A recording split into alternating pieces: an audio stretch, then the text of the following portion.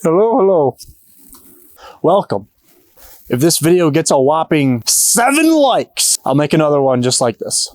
I did a lot of research and I came across some very interesting literature pieces that may be kind of rare, I could say. They were kind of hard to find. I didn't really expect to find these. So if you're trying to boost your testosterone levels and you've tried a lot of things already, maybe give these a shot as well. Number 1 is caffeine. In this study, researchers investigated testosterone and cortisol levels during exercise in professional rugby league players. The participants were given different doses of caffeine, one of which was 200 milligrams, one was 400 milligrams, or they were given 100 milligrams. They were given that before a resistance exercising session, aka lifting up heavy things and putting them down. Saliva samples were collected before, during, and after the session. The study found that testosterone levels increased slightly during exercise, and caffeine intake further increased their testosterone in a dose-dependent manner, with the highest dose of 800 milligrams showing the largest increase. Which that would kind of make sense because they're given a higher dose of caffeine. However, there's always a catch to something. The cortisol levels increased as well with the testosterone, which kind of inhibits the regulation of testosterone levels. So that could potentially counteract with the increase of testosterone. And that study says 24%, but that's only if none of the cortisol was taken into play. The slight ratio of testosterone to cortisol kind of plummeted a little bit with the caffeine intake. Overall, the study suggests that caffeine may have some potential to enhance training outcomes by increasing testosterone levels, but the increase in cortisol levels may offset these benefits. Further research is needed to fully understand the effects of caffeine on hormonal responses during exercise and its impact on athletic performance. If you are a coffee drinker and your cortisol levels are generally low, then this is good for you. So you would have to lower your cortisol, which is pretty much just stress. Anything that is like unstressful, you would want to do. And that doesn't mean like fapping, like you don't want to just be beating your dick 24/7. That actually increases your cortisol. And same with eating junk food. But you want to do things that don't really hit your dopamine that much. You don't want to be nuking your dopamine. So like, you don't want to be watching porn, you don't want to be listening to music 24/7. Just give yourself some time to just think. Like if you're driving in a car, just let your mind wander. That's like one of the ways to like detox your dopamine a little bit. And I'm gonna make a whole video about this in the near future. And then like junk food as well. Like you're getting a lot of dopamine from junk food. Basically anything that you think is spiking your dopamine, you should probably stop doing. So you should probably stop scrolling on TikTok. And if you're working like a ton of shifts, and if they're not mandatory, then if you're really dedicated into lowering your cortisol, then maybe taking some time off of work as well.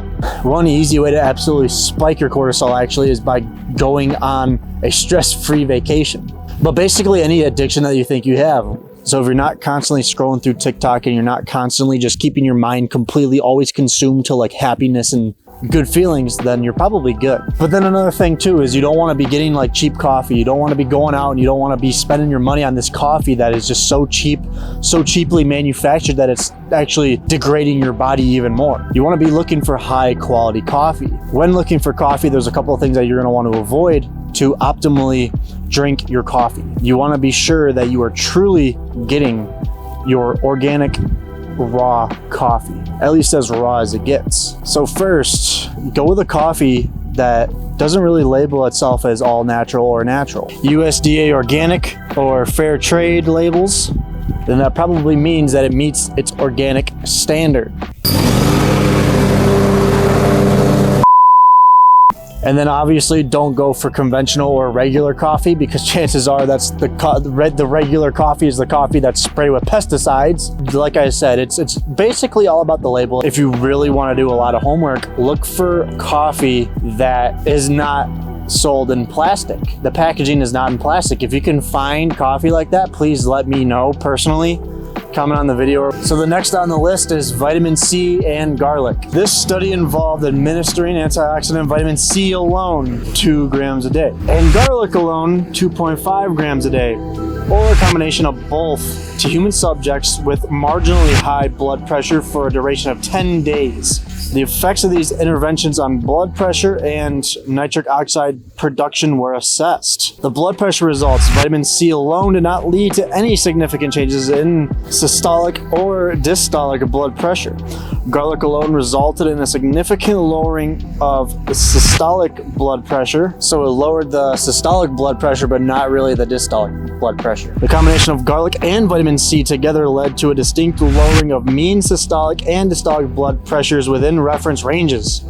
We're not really interested in the whole blood pressure thing and that. I don't really know much about it. We're mainly interested in the nitric oxide part. I just figured that I would put in the blood pressure part in too, because there's probably an endocrinologist watching this video that probably knows what that blood pressure has to do with the nitric oxide. I by any means am not an endocrinologist. This is just what I found and what I came to the conclusion of. But anyways, nitric oxide, various garlic ingredients, all of that resulted in an increase in nitric oxide production. It increased nitric oxide by about twofold, which if you're reading a study and it says twofold on it, that means that it nearly doubled. If it says threefold, then it tripled. If it says fourfold, then it quadrupled. So on and so forth.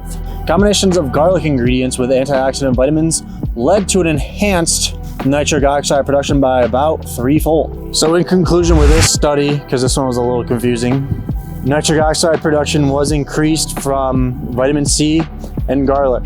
And then we can piggyback on this literature that states that nitric oxide is critical for LH surge levels in female sheep. It wasn't done on males, but we have learned that LH surges in males tell the Leydig cells to produce testosterone into the testes. So if you're looking for a good source of carbs in your diet, I would say go with vitamin C.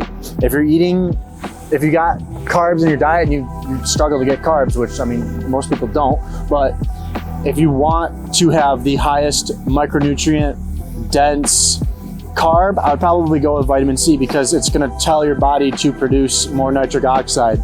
And then just make sure that you mix it with garlic, throw the garlic into whatever food that you're eating, and chances are it'll taste fucking good. Me personally, I'm doing 1,000 milligrams. Oh wait, no, I'm not. I'm doing about 600 milligrams of vitamin C, and I'm doing about 400 milligrams of garlic a day. You can get your vitamin C from golden kiwis, oranges, and strawberries. That's the three biggest ones that I've came to the conclusion with. So you can hit your carb intake without having to buy any vitamin C pills to make this literature work for yourself. I'm personally drinking 120 milliliters of orange juice a day, which is a little over a pint and a half, and I'm putting 400 milligrams of garlic into my food as a seasoning. So with the whole, oh, that was a big bird. Anyways, next is to not necessarily boost your testosterone levels, but if you avoid this thing, you might be doing so. And that is particularly underwear. In this study, researchers affected the impact of different materials for the underwear of dogs. Female dogs to be exact, aka bitches. Group of 35 female dogs into 5 equal groups. 4 groups were dressed in underpants made of different materials. One group had 100% polyester, one group had 50-50 polyester cotton mix. 100% was cotton and 100% was wool. And one group served as a control group, aka the naked group. The dogs wore the underpants for 12 months and were monitored for additional 6 months after the underpants were removed. The researchers measured the levels of 2 hormones, oestradiol and progesterone. They measured those levels in the dog's blood. They also monitored their mating behavior. Also, the electrostatic potentials in the dog's skin when they were wearing the different material. They found that female dogs wearing underpants made of polyester experienced a decrease in serum progesterone levels during the reproductive cycle, leading to anovulation, which is a lack of egg release, and basically just failure to become pregnant. However, after the underwear was removed, once they went naked, like the primal dogs they should be, the dog's progesterone levels did go back to normal, and they were able to have fun time again and actually have a kid. The researchers hypothesized that electrostatic potential generated by the polyester containing textiles may have interfered with the dog's ovarian function, resulting in hormonal changes as observed by the researchers.